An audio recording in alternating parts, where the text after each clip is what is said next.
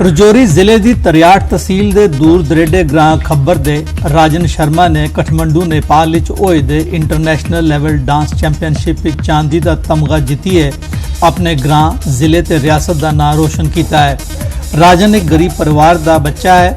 उसकी मेहनत लगन की दिखिए डीसी रजौरी एजाज असदो ने उसकी सम्मानित किया है। मतलब मेरा नेशनल लेवल डांस चैंपियनशिप है ना, उससे को 1 महीना पहले मेरे पिता की डेथ हुई है। आगे मैं ये सोच रहा ना कि इसी डांस फील्ड में मैं आगे जाना चाहना ये ताकि ये मैं अपनी कुछ चीज़ा कुछ स्ट्रैटेजी हासिल करी पा।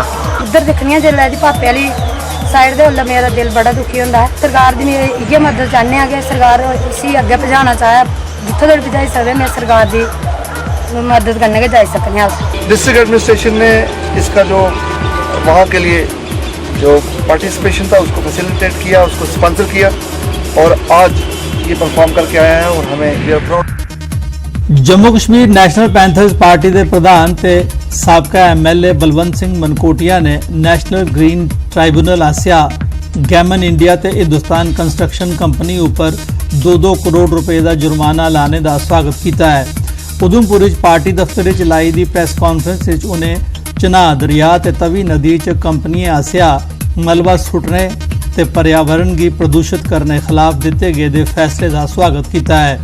चेता रवे नेशनल हाईवे की 4 लेनिंग दौरान मलबा नदियों च सुट्टिया जा रहा है। तो NGT के इस फैसले का एक तरफ स्वागत करने, दूसरी तरफ NGT की अस अपील करना चाहते हैं कि पर्यावरण की नुकसान तो है लेकिन लोगों की हेल्थ कन्नै खिलवाड़ करा कर दी कंपनियां। तो NGT की अस अपील करना चाहते हैं कि पर्यावरण के कन्नै कन्नै लोगों के हेल्थ कन्नै भी जुड़े दा मसला है और इसका कड़ा संज्ञान जी गैमन कंपनी के खिलाफ जोड़ा है और कार्रवाई सख्त की जा ताकि जोड़ा है मलबा तवी च नहीं जा और दूआ और ये कन्नै लोगों की। पुंछ जिले च LOC दे कन्ने लगदे ग्रां इस्लामाबाद ते शाहपुर दे लोकें बस सर्विस नहीं मिलने के खिलाफ बस अड्डे की जाम करिए मुजाहरा किया। यह मुजाहरा ट्रैफिक महकमे ते ट्रैफिक पुलिस के खिलाफ किया गया। खबर थोंदे गए SHO पुंछ सचिंदर पाल सिंह अपनी टीम की लिए मौके पर पुजे। मुजाहरा करार दे लोकें आख्या जे कई ध्याड़े थमां उन्हें गी बडले कम्मा पर जाने ते सइयां घर परतोने ताई बसां गै नहीं थुआ करदी। SHO होरें बस ऑपरेटर कठुआ PHE महकमे दे डेली वेजर अपनी मांगें की लिए भुख हड़ताल करा करदे न।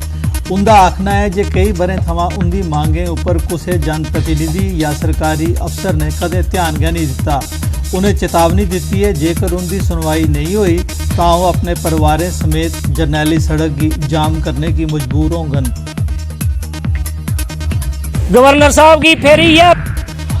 Government higher secondary school Udhampur chief education अफसर उधमपुर आसिया 5 ध्याड़े का कैपेसिटी बिल्डिंग प्रोग्राम का आयोजन किया जा रहा है। प्रोग्राम जनरल लाइन टीचर्स ते समग्र शिक्षा स्कीम तहत मास्टरें की दिव्यांग विद्यार्थियों मंदबुद्धि बच्चे वगैरह की कियां पढ़ाया जा, उनके कन्नै कैसा व्यवहार किया जा, इसकी ट्रेनिंग दी जा रही है। प्रोग्राम जिले के दूर दरेडे स्कूलों के टीचर हिस्सा लै करते हैं। अवेयरनेस कराने कि ये ने बच्चे अगर स्पैशल बच्चे जोड़े न वो स्कूलों में आते हैं तो उन्हें किस तरह पढ़ाना है तुसा, तो उस तरह की जी capacity building.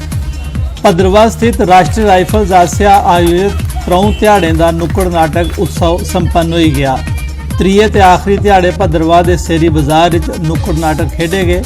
PG college Bhaderwah के विद्यार्थियों राष्ट्रीय एकता ते लिटिल एंजल स्कूल भद्रवाह के विद्यार्थियों बच्चा मजदूरी के विषय उपर नुक्कड़ नाटक प्रस्तुत किए। 3 ध्याड़े के नुक्कड़ नाटक उत्सव भद्रवाह ते भद्रवाह के मुफसलात के स्कूल के विद्यार्थियों हिस्सा लेता। गुरपूर्णिमा के मौके उपर नौशहरा रजौरी स्थित ठाकर द्वारे मुख आयोजन किया गया। श्रद्धालुओं ठाकर द्वारे के महंत गुरु संतोष दास मोनी महाराज का प्रवचन सुनिया ते आशीर्वाद प्राप्त किया। उन्हें गुरु पूर्णिमा की महिमा का बखान किया। गुरपूर्णिमा के मौके उपर पुंछ नगर बाबा वीरम शाह गुरु गद्दी श्री गुरु निवास मुख आयोजन किया गया। गुरु निवास कीर्तन दरबार सजाया गया। गुरु भाई लोकेश दत्त उनके कोला श्रद्धालुओं गुरु शिक्षा प्राप्त की।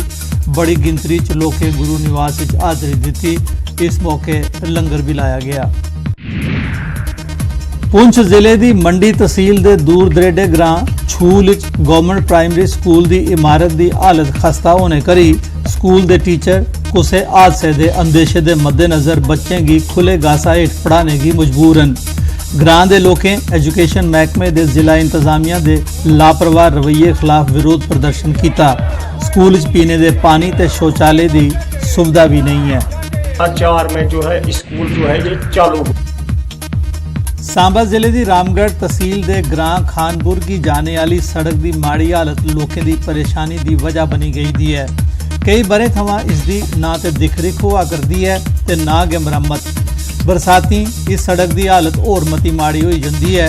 इस मूजब लोगों की आओ जाई च बड़ी मुश्किल का सामना करने पवारदा है।